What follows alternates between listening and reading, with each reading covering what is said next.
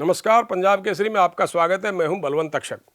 बड़ौदा उपचुनाव इस मायने में महत्वपूर्ण है कि पूर्व उप प्रधानमंत्री चौधरी देवीलाल की 3 पीढ़ियां इलाके में चक्कर लगा रही हैं। स्थिति तब है जब इनकी अपनी पार्टी का कोई उम्मीदवार मैदान में नहीं है। भाजपा उम्मीदवार के पक्ष में वोट देने के लिए आग्रह करने वालों में चौधरी देवीलाल के बेटे रणजीत सिंह, उनके पोते डॉक्टर अजय सिंह चौटाला और उनके पड़पोते दिग्विजय सिंह चौटाला और दुष्यंत चौटाला शामिल हैं।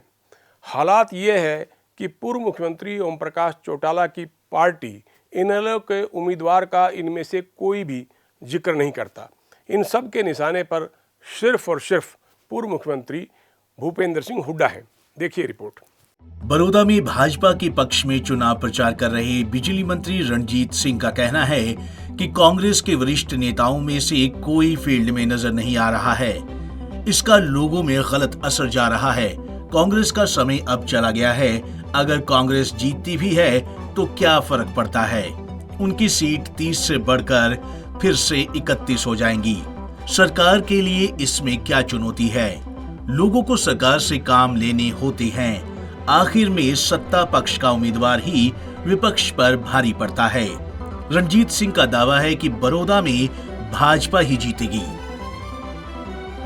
कांग्रेस तो एक चला गया है, उसका मामला कहीं दोबारा है नहीं। कांग्रेस जीतती है तो 30 से फिर 31 हो जाएंगे। क्या चैलेंज है। विपक्ष का चेहरा बहुत बड़ा होता है। आखिर में आके सरकार जो है उसको दबा लेती है कि लोग ये सोचने लगते हैं कि सरकार से काम लेने हैं। जजपा के राष्ट्रीय अध्यक्ष डॉक्टर अजय सिंह चौटाला कहते हैं कि बड़ौदा उपचुनाव विकास का चुनाव है।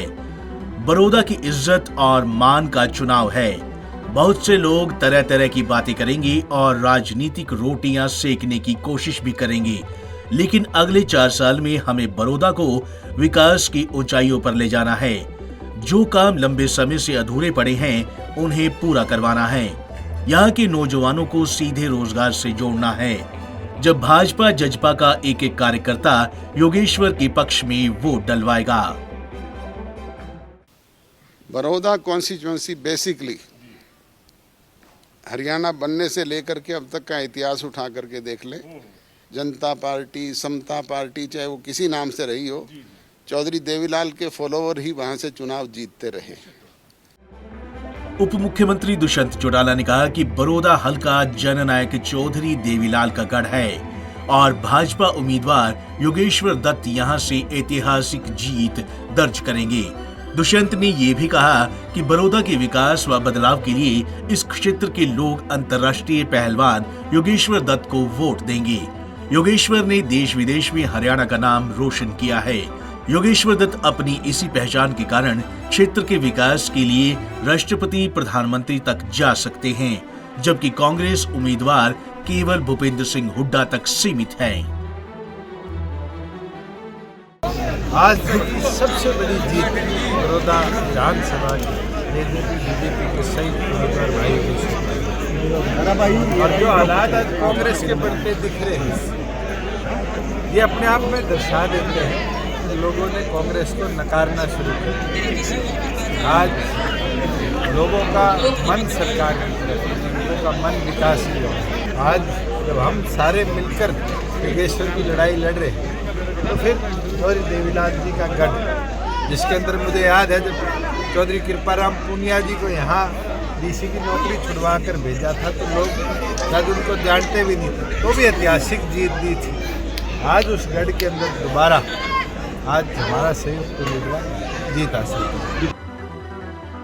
बड़ौदा क्षेत्र में घूमते हुए दिग्विजय सिंह कह रहे हैं कि पहलवान योगेश्वर दत्त के चेहरे की चमक बता रही है कि वे भारी मतों से जीत रहे हैं। इस जीत को बड़ी जीत की तरफ ले जाना है। योगेश्वर की जीत से भाजपा जजपा गठबंधन की ताकत और बढ़ेगी और बड़ौदा क्षेत्र के विकास को और गति मिलेगी। दिग्विजय सिंह ने यह भी कहा कि बड़ौदा हमेशा से चौधरी देवीलाल का गढ़ रहा है। अब इलाके के लोग देवीलाल का 8वां विधायक बनाकर चंडीगढ़ भेजेंगे। पूर्व मुख्यमंत्री भूपेंद्र सिंह हुड्डा पर निशाना साधते हुए दिग्विजय सिंह कहते हैं कि वे बड़ौदा में जात पात का जहर फैला रहे हैं। जब हम अपने विकास की बात करेंगे, उसको गिनाने में सक्षम होंगे, और भाई ये हल्का तो चौधरी देवीलाल का गढ़ होया करता कि नहीं होया करता। चौधरी देवीलाल सरीखे के लोग ये कह करके गए कि जाति जाट की, बामण की, जाति कोई कुम्हार की, कोई बैकवर्ड की, अगड़े की, पिछड़े की नहीं होया करती। जाति तो दो है इस देश में, और वो है कमेरे की और लुटेरे की। ये जजपा भाजपा जो है ये कमेरे की पार्टी। सच तो यही है कि बड़ौदा में मुख्य मुकाबला कांग्रेस और भाजपा के बीच है। इस जाट बहुल इलाके में केंद्र के कृषि कानूनों को लेकर किसानों में नाराजगी है। यही वजह है कि मुख्यमंत्री मनोहर लाल को ये कहना पड़ा है कि अगर एमएसपी बंद हुई तो वे राजनीति से संन्यास ले लेंगे। देखना अब यह है कि चौधरी देवीलाल की 3 पीढ़ियों का बड़ौदा में चुनाव प्रचार भाजपा के लिए कितना फायदेमंद साबित होता है। पंजाब केसरी के लिए बलवंत तक्षक की रिपोर्ट।